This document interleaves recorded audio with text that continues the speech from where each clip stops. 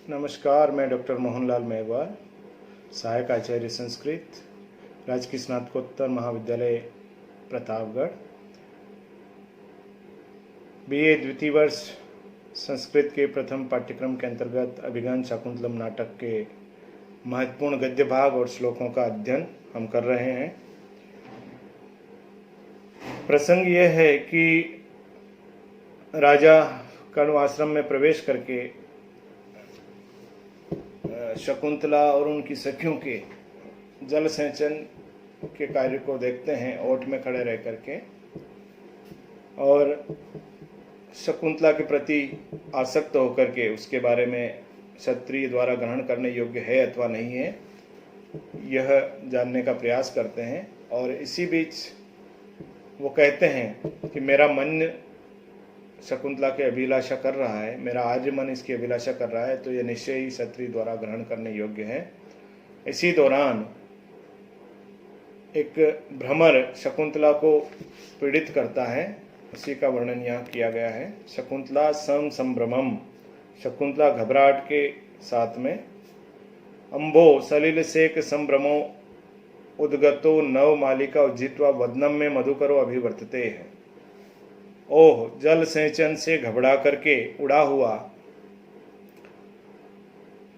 भ्रमर नवमालिका उज्जित्वा, नवमालिका को छोड़ करके मैं वदनम में मधुकरो अभिवर्तते, यह मेरे मुंह की ओर आ रहा है।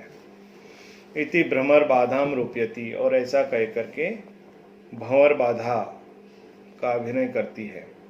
राजा ललचाते हुए, सस्प्रहम विलोक्य, ललचाते हुए देख करके कहते हैं, चला अपांगाम दृष्टिम स्पर्शसी बहुशो वे पथुमतिम रहस्य आख्यायी इव स्वनसी मृदु कर्णांति कचरह करो व्याधुवंत्या पीबसी रति सर्वस्वम अधरम वयम तत्वा अन्वेषान मधु करो हता त्वम खलु कृति। राजा कहते हैं कि है मधुकर, चतुर्थ पाद में है मधुकर, चला अपांगाम दृष्टिम स्पर्शसी बहुशो वे पथुमतिम, चला अपांगाम चंचल नेत्र प्रांतों वाली, वे पथुमतिम भय से कांपती हुई, शकुंतला की दृष्टि का बहुशो स्पर्शसी, बार बार स्पर्श कर रहे हो। भंवरे को संबोधित करते हुए राजा कहते हैं कि हे भंवर, तुम चंचल नेत्र प्रांतों वाली भय से कांपती हुई शकुंतला की दृष्टि का बार बार स्पर्श कर रहे हो। रहस्य आख्यायी इव स्वनसी मधुर कर्णांति कचरह, रहस्य आख्यायी इव, रहस्यपूर्ण बात या गोपनीय बात कहने वाले व्यक्ति की तरह, कर्णांति कचरह, कान के समीप घूमने वाले तुम, मृदु स्वनसी, मधुर गुंजन करते हो। करो व्याधुवंत्याह, और हाथों को इधर उधर चलाती हुई उसके पीबसी रति सर्वस्वम अधरम, रति काल में सबसे अधिक आस्वादन योग्य अधरम, अधरोष्ट का, पीबसी, पान करते हो। वयम तत्वा अन्वेषान हता, हम तो तात्विक बातों का पता लगाने में ही वंचित रह गए हैं। त्वम खलु कृति, निश्चय ही तुम सफल मनोरथ वाले हो गए हो। राजा उस मधुकर से स्पृहा करते हैं, अर्थात उनको एक तरह से स्पर्धा हो गई है, स्पृहा हो गई है कि हम तो तत्वपूर्ण बातों को खोजने में ही रह गए हैं और तुम सफल मनोरथ हो गए हो। कैसे? चला अपांगाम दृष्टिम स्पर्शसी बहुशो वे पथुमतिम, शकुंतला की भंवर से पीड़ित होते हुए शरीर व्यापार का एक सुंदर वर्णन किया गया है। कैसे? चला अपांगाम दृष्टिम स्पर्शसी बहुशो वे पथुमतिम, चंचल नेत्र प्रांतों वाली कांपती हुई दृष्टि का तुम बार बार स्पर्श करते हो। भंवरा उसके मुख पर मंडरा रहा है और उससे वह पीड़ित हो रही। कैसे?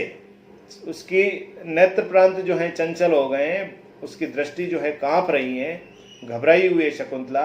ऐसी उस शकुंतला के दृष्टि का तुम बार बार स्पर्श करते हो। रहस्य आख्यायी स्वनसी मृदु कर्णांति कचरा। और जैसे कोई व्यक्ति गोपनीय बात कहने के लिए कान के पास मुंह ले जा करके बात कहता है, वैसे ही तुम गोपनीय बात कहने वाले व्यक्ति की तरह उसके कान के आसपास घूमते हुए मृदु स्वनसी मधुर गुंजन करते हो। करो व्याधुमंत्या, और अपने आप को बचाने के लिए हाथों को इधर उधर चलाती हुई उस शकुंतला के रति सर्वस्वम अधरम पीबसी है।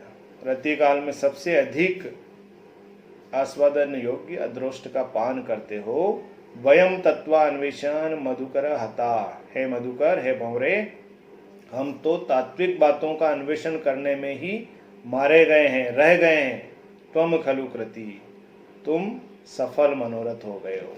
हम तो ये जानने में ही रह गए कि ये क्षत्रिय द्वारा या मेरे द्वारा ग्रहण करने योग्य है या नहीं, पत्नी बनाने योग्य है या नहीं, विवाह करने योग्य है या नहीं, लेकिन तुम तो इसका सामीप्य पाकर इसके अदृष्ट का पान करके सफल मनोरथ हो गए हो।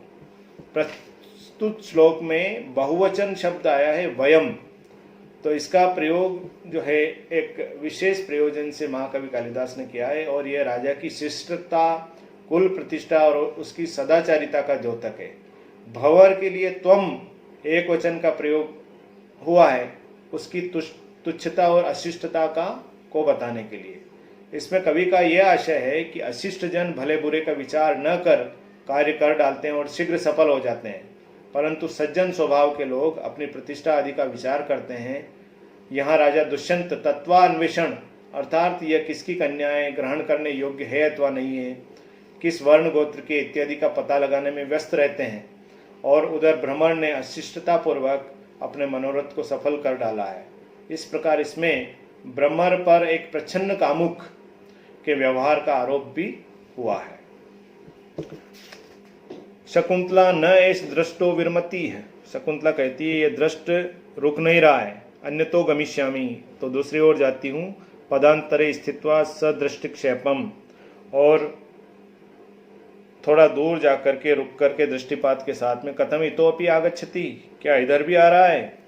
अला परित्राय यथाम माम एनम दुर्विनीते मधुकरेण अभिभूय माना, सखी इस दुष्ट भ्रमर से पीड़ित की जाती हुई, उत्पीड़ित की जा रही मुझे परित्राय, मुझे बचाओ।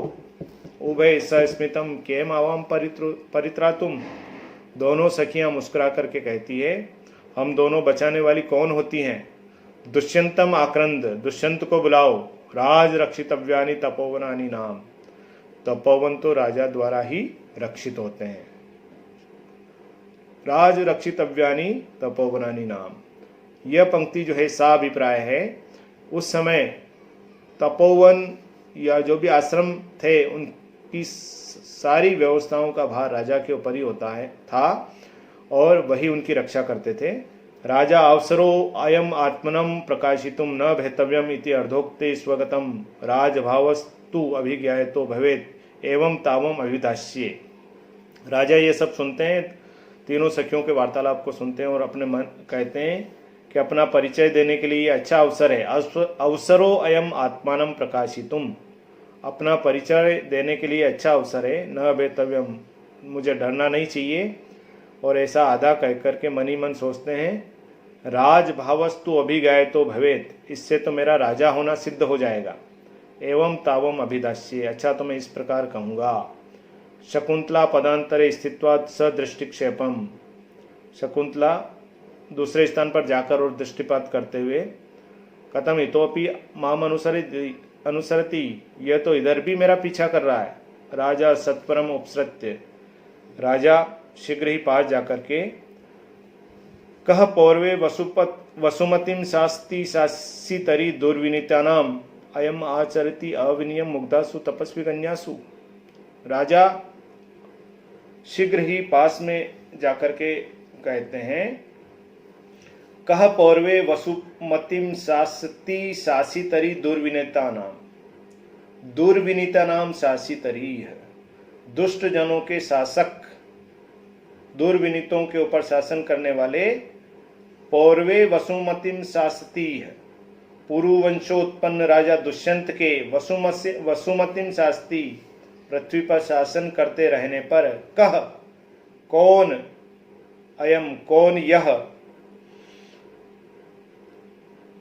आचरती अविनियम अविनय का आचरण करता है मुग्धासु तपस्वी कन्यासु सुंदर स्वभाव वाली सरल स्वभाव वाली तपस्वी कन्याओं पर। राजा कहते हैं कि इस समय दुष्ट जनों पर शासन करने वाले पूर्व वंशोत्पन्न राजा दुष्यंत के वसुमतिम शास्ति पृथ्वी पर शासन करते रहने पर कौन अयम कह अयम कौन यह व्यक्ति मुग्धासु तपस्वी कन्यासु अविनियम आचरती सरल स्वभाव वाली तपस्वी कन्याओं पर अविनय का आचरण कर रहा है, कौन इनको परेशान कर रहा है। तो राजा कहते हैं कि दुष्ट जनों पर शासन करने वाले पूर्व वंशोत्पन्न पूर्व वंश में उत्पन्न राजा दुष्यंत के शासन करते रहने पर कौन यह अविनयी व्यक्ति इन सरल स्वभाव वाली तपस्वी कन्याओं पर अविनयपूर्ण अशिष्ट आचरण कर रहा है। तो यहाँ राजा का एक दुष्ट जनों पर नियंत्रण करने वाले शासक के रूप में भी वर्णन प्राप्त होता है कि राजा दुष्यंत के राज्य में जो दुर्विनीत लोग थे वह किसी भी तरह से अशिष्ट आचरण नहीं कर सकते थे। तो राजा यही कहते हैं कि ऐसे राजा के रहने पर कौन ऐसा ये अविनीत व्यक्ति है जो इन सरल स्वभाव वाली तपस्वी कन्याओं पर अविनयपूर्ण आचरण कर रहा है, अशिष्ट आचरण कर रहा है। सर्वा राजानम दृष्ट्वा किंचिदेव संभ्रांता। और ऐसा राजा के इस प्रकार अचानक प्रकट होने से सभी घबरा करके राजा को देखकर घबरा सी जाती है। अनुसया कहती है आर्य न खलु किमपि आहितम। अनुसया कहती है आर्य वस्तुतः कोई बड़ी विपत्ति नहीं है। यम नो प्रिय सखी मधुकरेण अभिभूय माना कात्रिभूता। यह हमारी प्रिय सखी भंवर के द्वारा उत्पीड़ित की जा रही है और अधीर हो उठी है। इति शकुंतलाम दर्शयति। और यह कहकर शकुंतला को दिखाती है। राजा शकुंतलो अभिमुखो भूत्वा अपि तपो वर्धते। राजा शकुंतला की ओर देख करके मुंह करके क्या आपका तप पड़ रहा है। शकुंतला साधव साध वचना तिष्ठति।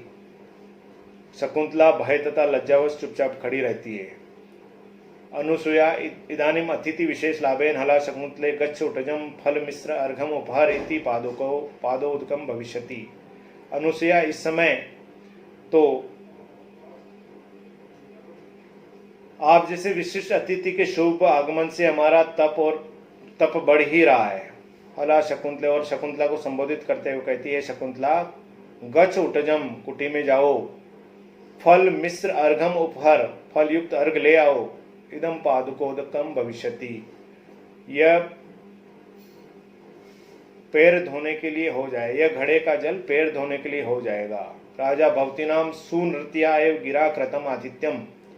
राजा कहते हैं कि आप लोगों के सत्य मधुर वचनों से ही मेरा आतिथ्य सत्कार हो गया है।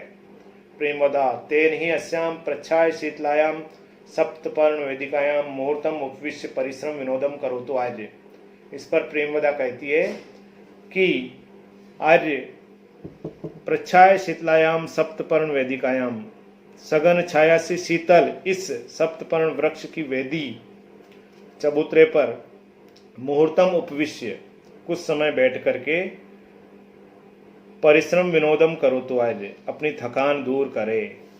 राजा नूनम यूयम अपि एनाम अनेन कर्मणा परिश्रांता।